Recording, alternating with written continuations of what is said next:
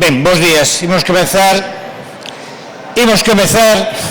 a presentación de un interesantísimo libro que se chama A Nosa Botica. E vamos presentar digamos, co escritor, o responsable desta magnífica edición, que se chama Miguel Mosquera Pans.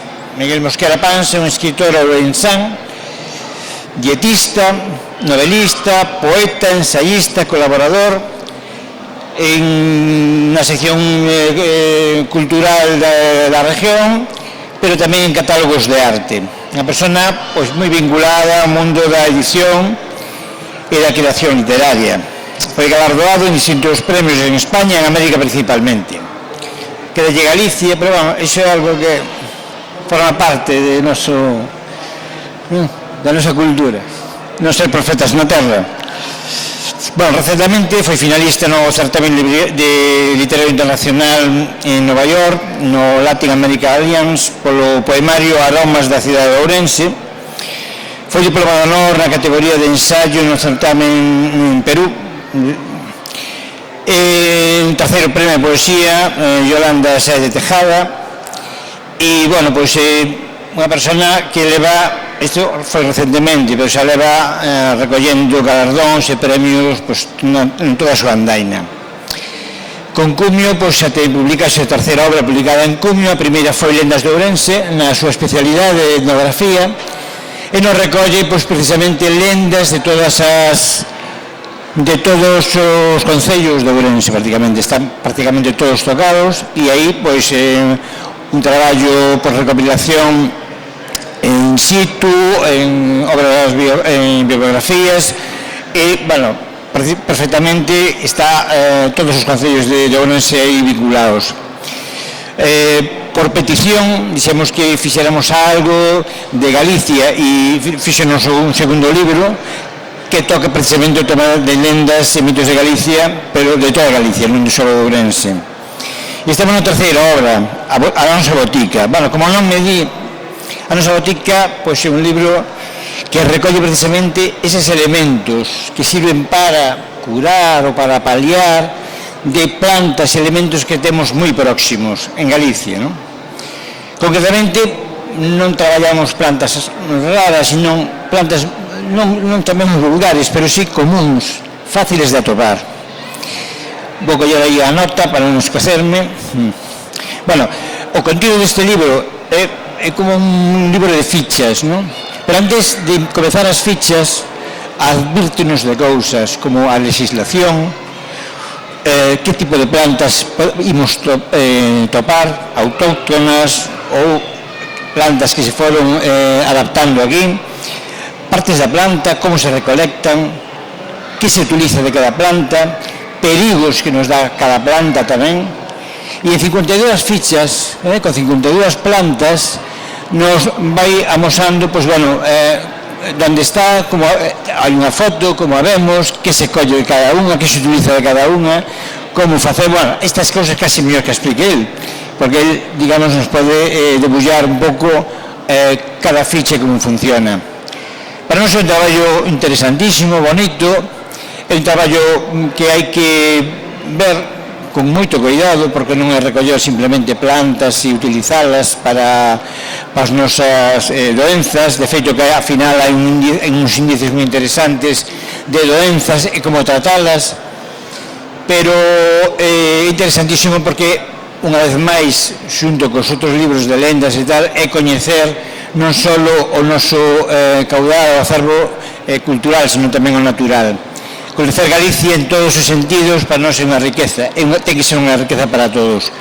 E en eso Miguel pois, é un especialista, non? En todo o que ve, pois, o garda e ao gardalo despois o divulga.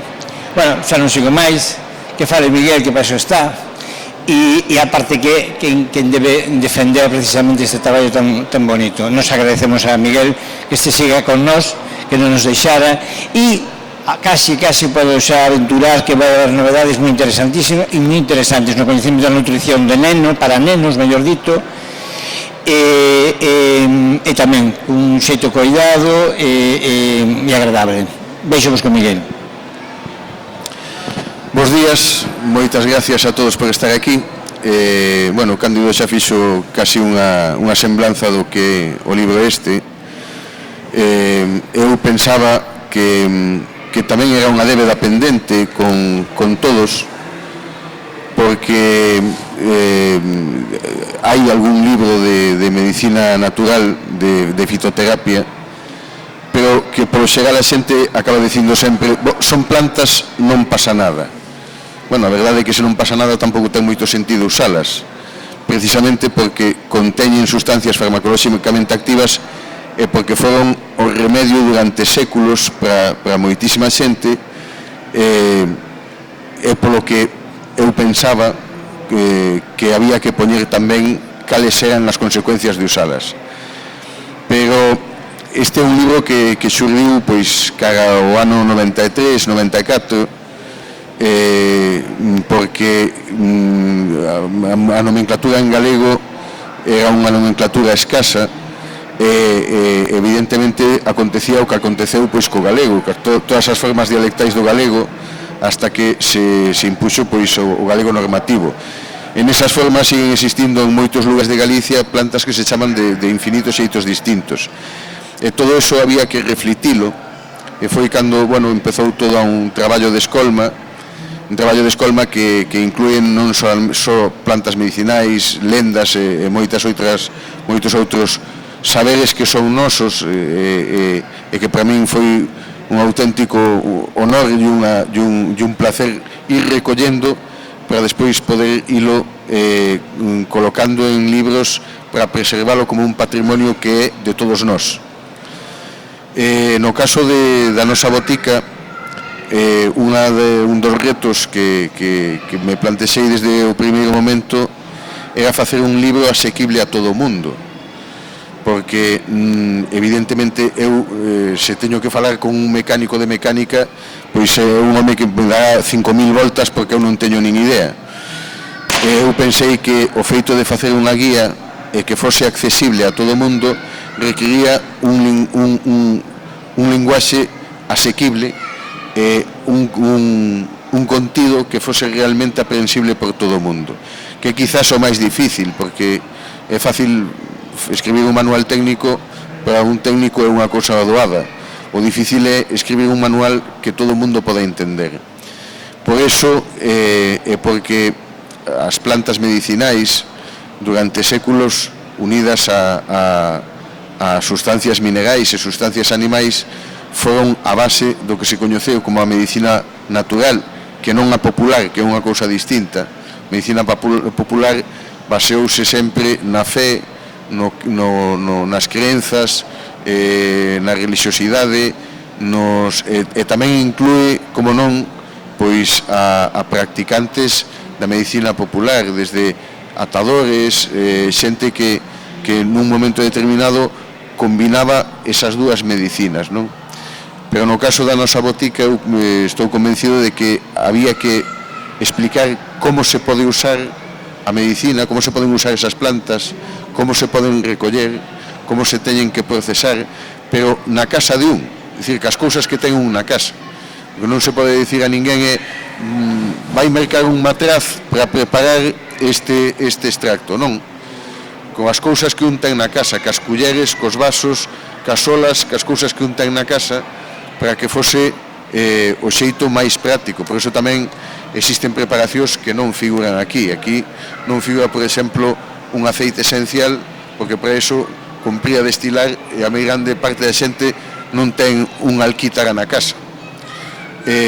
Do que se trataba era de ensinar como ir a recollelas, como hai que vestirse, de que xeito hai que proveerse, como hai que ir recoller esas plantas, cando é a mellor época, e despois procesalas, convertilas en medicamentos naturais para ter na casa como unha alternativa máis á medicina, é dicir, non é unha medicina sustitutiva, senón unha medicina que unha persoa ten a opción de poder utilizar sempre e cando teña ido antes ao médico, teña antes un diagnóstico, teña antes unhas directrices para poder utilizala.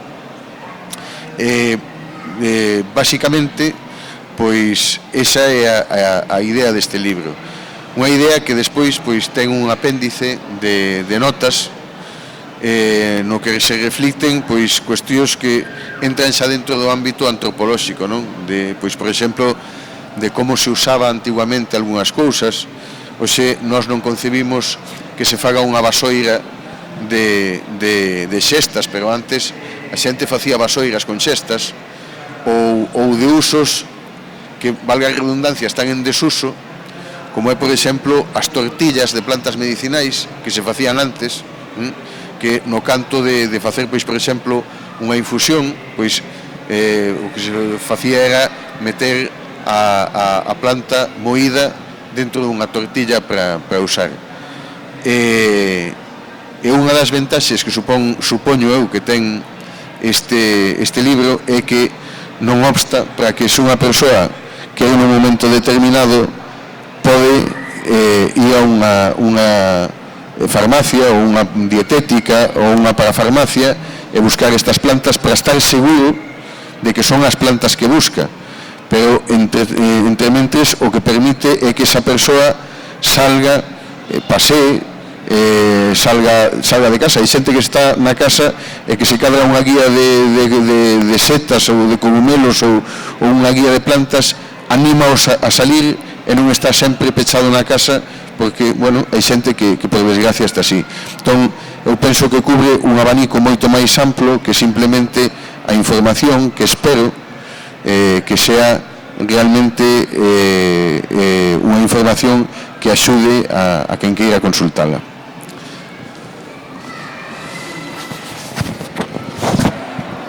Ben, alguna preguntiña queres falar alguna cousa deste libro ou unha preguntiña ao autor que sei que está por aquí? A familia non, por suposto, que han feito faltos del, pero penso que quedou ben clariño.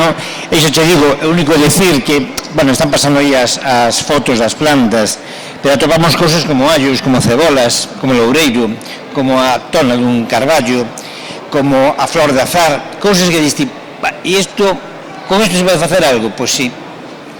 Depois hai outras plantiñas que sí que son esas raras, que hai que saber pillalas, que se parecen unhas a outras venenosas, este tipo de cousas son as complicadas. Pero ese tipo de plantas aparecen neste texto. O sea, de plantas non, de obxectos naturais que diste, é imposible que unha flor de azar valga para algo, ou unha casca de carballo. Eso que máis me chamou a atención a min e precisamente ese tipo de cousas son as que fan que, bueno, nos animen a probar, ¿no? A mirar e a estudiar o tema. Alguna cousiña? Sí, unha das cousas que precisamente intentou evitarse foi utilizar as plantas tóxicas e as plantas foráneas. Estamos utilizando plantas que son basicamente da nosa xeografía, son plantas de fácil acceso, son plantas que cando non lle compri ni siquiera ao monte, se cada paseando por aquí por calquera xardín pode topar a grande parte destas plantas sen máis problema, non? Hai plantas que nós consideramos que son de aquí e que non as son, plantas que se teñen aclimatado, como por exemplo é o caso do eucalipto, que é unha árbore que é originaria de Nova Zelanda e, sin embargo, chegou un monxe no século XIX que para todos os efectos é unha planta que xa está aclimatada aquí. Hai outras plantas que se cadra teñen chegado de antes, como por exemplo chegou no seu intre o estramonio do Novo Mundo e que leva moito máis tempo se cadra aquí co eucalipto. Pero unha das cousas que se intentou facer nesta obra foi precisamente eliminar calquer planta que pudera ser potencialmente perigosa, e de feito falase un capítulo moi pequeno de plantas que poden guardar unha certa semellanza, como é o caso do cólcico e o azafrán, que son plantas moi parecidas. O cólcico é tóxico, o azafrán evidentemente non é tóxico. E por outra banda, o que se procurou foi buscar sempre especies vegetais de fácil identificación e fácil acceso. Eu que se lle recomendo a quen queira empezar pois a aventura placentera de camiñar polo monte e buscar as plantas, é que se as vai usar se asegure sempre de que son as plantas que realmente busca, e se ten unha dúbida, ou ben que lle pregunte a un especialista ou ben que rexeite esa planta, non? Porque sempre é un risco. E bueno, en fin.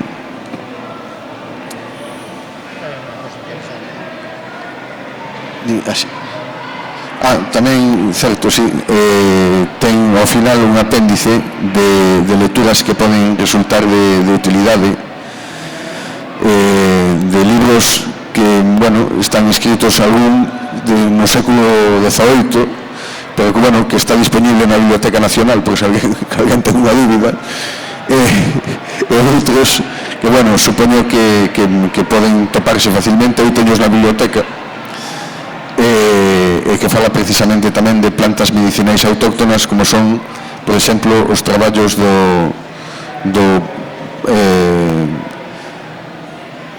temos aquí, por exemplo, o catálogo de voces vulgares, en especial de voces de diferentes vegetables, de Fray Martín Sarmiento, que foi quizás dos que tomou esa molestia de ir recollendo os nomes das plantas autóctonas, que de feito incluso podese dicir que foi un galeguista no seu tempo, que abogaba como sacerdote que era, porque a misa e a confesión se impartise en galego para que pudise acceder a ela toda a xente, e non só os que superan falar castelán, non?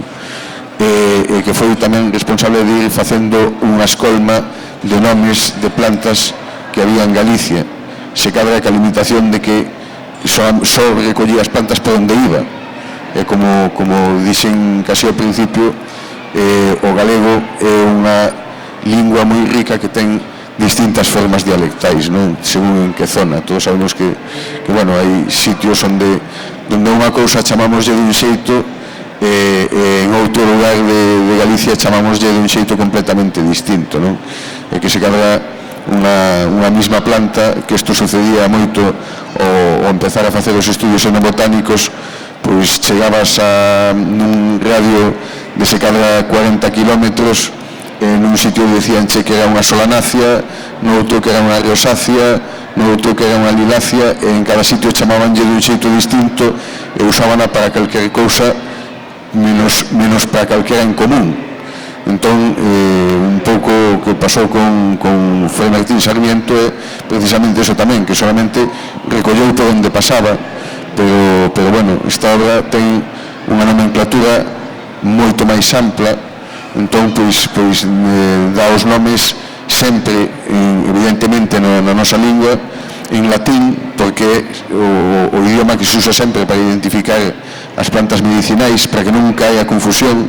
Dicir, eso permite a ventaxe de que se eu agora vou, pois, por exemplo, a Salamanca ou vou a Cádiz ou vou a Granada, sempre vou poder topar unha planta chamándolle pola súa nomenclatura en latín, e sempre vai ser identificada sen dúbida alguna. E despois, por proximidade, evidentemente, porque o galego evidentemente ten unha influencia do castelán que é indubidable, pois tamén se puxo, engadiuse a nomenclatura en castelán, porque hai zonas onde a xente chamalle en castelán e non en galego, non? E iso é, pois, un pouco o que é o contido deste libro, non? Que eu penso que ten un bo orden, explica como procesar, explica como usar, explica como dosificar, explica co que non se debe misturar, explica cales son as consecuencias do uso dunha inocente planta medicinal, pero que, como calquera outra sustancia, hai que utilizar con mesura, porque utilizado por encima das cantidades recomendadas, pois pode ter consecuencias.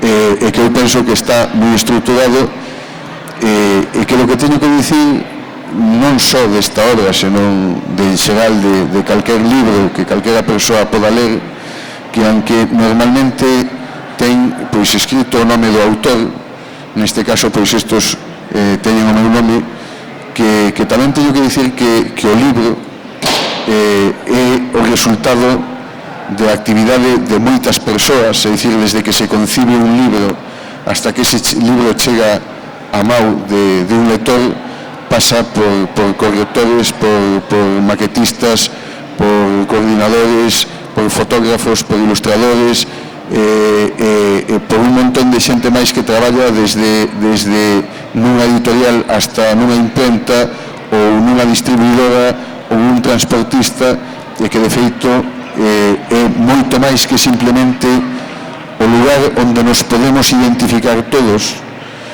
o placer que nos pode aportar leer, disfrutar e coñecer, senón que ademais participamos dunha das industrias que é a cultura, que é unha das industrias que por agora é a que máis cartos lle ten dado ao Estado, e tamén a que máis postos de traballo crea, e máximo hoxe en día que está caendo.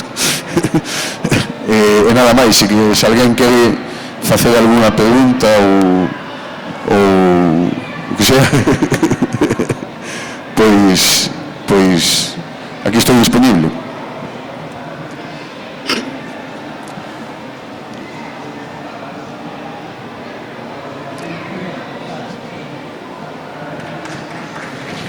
Gracias.